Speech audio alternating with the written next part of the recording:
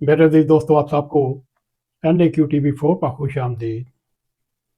आज हम आपके सामने पाकिस्तान में पाकिस्तानी बुजुर्गों की खामोश चीख, उनकी तन्हाई, उनकी बेबसी, उनकी हालत इज़हार के ऊपर एक प्रोग्राम पेश करेंगे।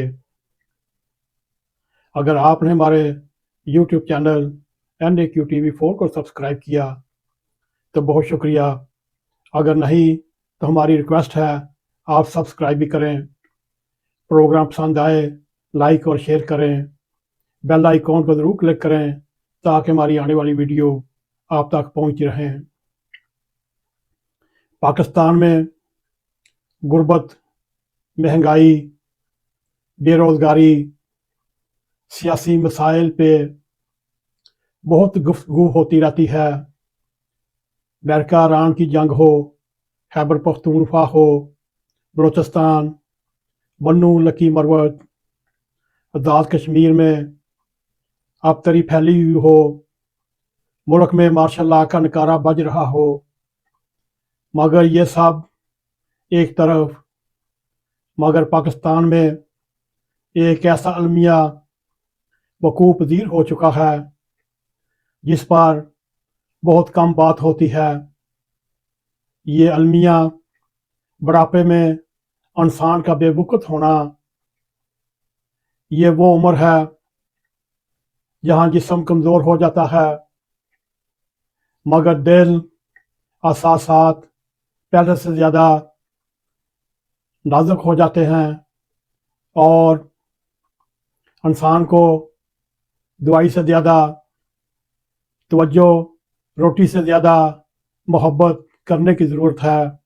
मगर इस वक्त पाकिस्तानी माशरे में अक्सर इसके बरक्स हो रहा है। वो बुज़ुर्ग जिन्होंने अपनी जवानी खेतों में, दफ्तरों में, यूनिवर्सिटी में, कॉलेजों में, कारखानों में, किसी ज़माने में जिनके एक इशारे पर हर घर का फैसला हर मुमकिन तौर पर उन्हीं के इशारे पर कहने पर होता था, आज वही अपने घर में बोलने से पहले ये सोचते हैं कहीं किसी को बुरा ना लग जाए। उनकी ज़बान तो है मगर सुनने वाला कोई नहीं। उनके पास बातें तो हैं मगर बांटने वाला कोई नहीं। उनके पास दर्द तो है मगर पूछने वाला कोई नहीं। अगर दिल पर हाथ रख कर ये देखा जाए, तन्हाई बुढ़ापे की सबसे बड़ी बीमारी है। पाकिस्तानी बुजुर्गों की अक्सरियत किसी बीमारी से नहीं बल्कि तन्हाई से, बेबसी से मर रही है। उनके हम उम्र दोस्त एक एक करके दुनिया से गुजर चुके हैं, जिनके साथ स्कूलों में गुजरे हुए दिन, खेतों में काम किए हुए दिन, बाजारों में घूमते हुए दिन, वो अब सिर्फ यादों का हिस्सा हैं। कई बुजुर्गों की शरीक हयात भी ये जहान छोड़ चुकी हैं। फिर वो बुजुर्ग किससे बात करें, किससे अपने दुख शेयर करें, किसको अपनी तकलीफ़ात, अपने एहसासात सुनाएं, किसे अपनी जवानी की दास्तानें सुनाएं, जवानी के वाक़यात एक दूसरे को सुनाने की कोशिश करें।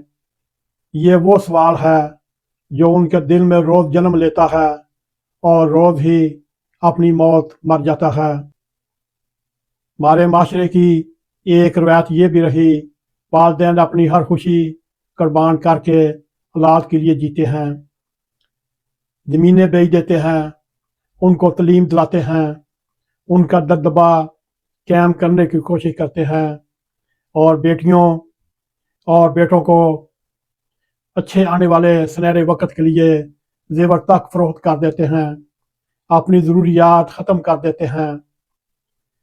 आप खुद भूखे रहकर बच्चों को पालते हैं, उनको अच्छी तालीम दिलाते हैं, उनकी अच्छी तरबियत करते हैं, मगर सिर्फ इस उम्मीद पर बुढ़ापे में ये औलाद ہمارا سہارا بنے گی، ہمارے ساتھ باتیں کریں گی، ہمارا خیال رکھے گی۔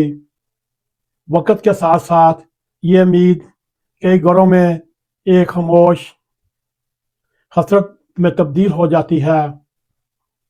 اور اگر اسی تناظر میں دیکھا جائے، کئی بزرگ ایسے ہیں جنہیں دباؤ پر یا محبت میں آ کر اپنی تمام پراپرٹی، اپنی تمام جائیداد اولاد کے نام شفٹ کر دیتے ہیں اور تقسیم کر دیتے ہیں، تاکہ انہیں یہ احساس ہو میرے مرنے کے بعد آپس میں لڑائی جھگڑے نہیں ہوں گے اور اس جائیداد کے اوپر اختلافات نہیں بنیں گے۔ پھر ایک دن انہیں احساس ہوتا ہے کہ جس ہاتھ نے دیا تھا وہ ہاتھ اب لینے پر مجبور ہے۔ کل کا مالک آج کا محتاج ہے، کل کا فیصلہ ساز آج اجازت مانگ رہا ہے، کل کا باوقار باپ آج اپنے گھر میں ہی اجنبی کی حیثیت سے رہ رہا ہے۔ دو والے روٹی کے پوچھ کر کھاتا ہے۔ پاکستانی معاشرے میں چاہے وہ شہر ہوں چاہے دیہات ہوں، غربت صرف خالی جیب کا نام نہیں، غربت صرف وہ نہیں جو جھونپڑی میں نظر آتی ہے، غربت وہ بھی ہے جو بڑے گھروں میں چھپی ہوئی ہوتی ہے۔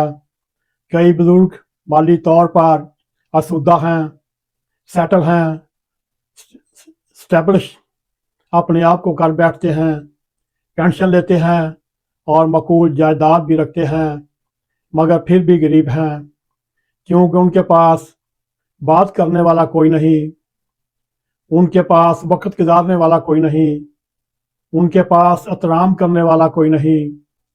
اگر دوسری طرف دیکھا جائے، دیہات کے وہ بزرگ جو دیکھنے میں یا حقیقت میں واقعی مفوق الحال ہیں، جو بازار جانے سے کتراتے ہیں،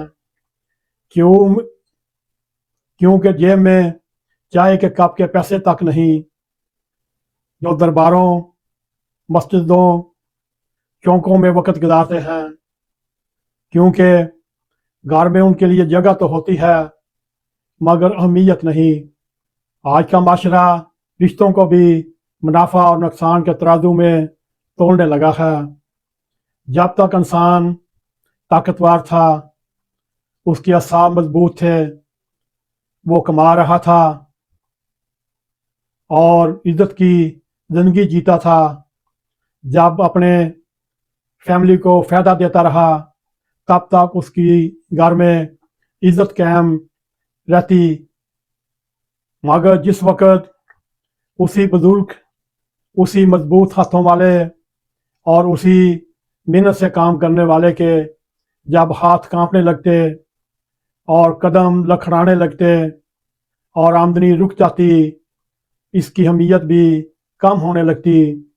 یہی وہ لمحہ ہے جہاں انسان کو احساس ہوتا ہے اس نے پوری زندگی دولت تو کمائی مگر تعلقات نہیں کمائے، اور نہ ہی بچوں کے دل میں موجودہ دور میں عزت اپنی بنا سکا۔ اس کی ایک زندہ مثال آپ کے سامنے رکھتے ہیں۔ چند دن پہلے ایک ڈاکٹر کے پاس جانا ہوا۔ اس کے انتظار گاہ میں بیٹھے ہوئے جب میں نے سلام عرض کیا تو جب چاروں طرف نظر دوڑائی، خاموش چہرے، جھکی ہوئی نظریں، کانپتے ہاتھوں میں ڈاکٹری نسخہ جات، فائلیں، کوئی کسی سے بات نہیں کر رہا، ایک دوسرے سے شرم محسوس کر رہے تھے، مگر سب اپنے اپنے درد لے کر بیٹھے ہوئے تھے۔ آپ اگر کسی ایک کو سلام کریں، مسکرا کر حال پوچھیں، تو اس بزرگ کے چہرے پر حیرت ابھر کر سامنے آتی ہے، جیسے اسے یقین نہیں آتا آج بھی کوئی اس سے بات کرنا چاہتا ہے، آج بھی اس کی سننا چاہتا ہے۔ یہی ہمارے معاشرے کا سب سے بڑا المیہ ہے۔ اگر اس وقت یہ دیکھا جائے، پاکستانی بزرگوں کو دولت سے پہلے انسان سمجھنے کی ضرورت ہے۔ असल सवाल, हम अपने बच्चों को आने वाले वक्त के लिए मनसूबाबंदी तैयार करते हैं, तालीम के लिए बचत करते हैं, घर बनाते हैं, कारोबार खड़े कर देते हैं, मगर कितने लोग अपने बुढ़ापे के लिए मनसूबाबंदी करते हैं, कितने लोग ऐसे तलकात बनाते हैं जो रिटायरमेंट के साथ गुजर बसर कर सकें, कितने लोग अपनी इज्जत नफ्स माशी आज़ादी को आखिरी सांस तक महफूज रखने की कोशिश करते हैं।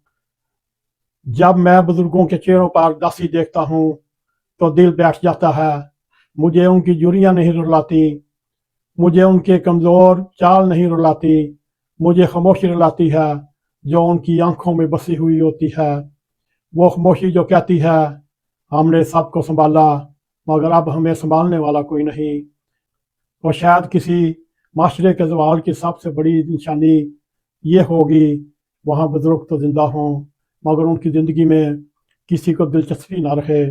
याद रखिए, आज जिन बुजुर्गों को नज़रअंदाज किया जा रहा है, कल आप खुद भी इसी इंतज़ार में खड़े होंगे।